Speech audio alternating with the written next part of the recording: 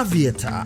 Rusha ndege, ushinde. Wapi utatua? Uamuzi ni wako. Aviator inapatikana kupitia pmbet.co.tz.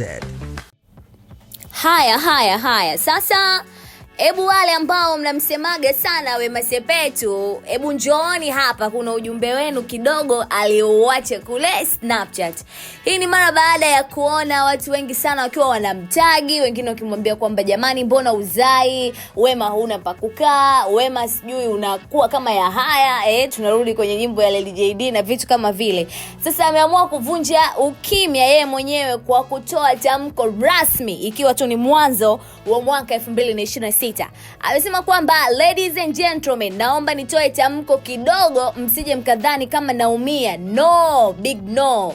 Matter of fact, nimeaccept na make peace ya moyo wangu. So msinionee huruma wapenzi. Mimi ni wa kwanza kwani kukosa mtoto jamani? Hapana bwana.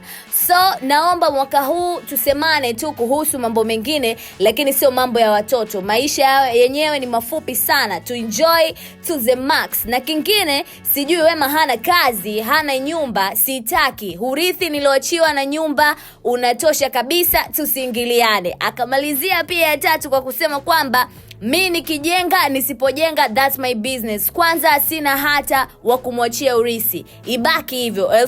2026 we live the good life and no question asked. You heard kwamba mmeulizwa jamani, mmemsikia? Huyo ni Wema Sepetu, mwigizaji wa Bongo Movie, lakini pia ni Miss Tanzania wa miaka kidogo nyuma iliyopita. Kwa hiyo jamani, hebu mwacheni Wema Sepetu kama alivyosema. Hii ni PMTV2 na mimi ni Teddy Allen. Mpaka wakati mwingine, usiache kusubscribe, share, like, comment uwezavyo, kwa sababu hapa ndipo sehemu ambako mastori mengi ya town yanadondoka kipande hii. Bye bye.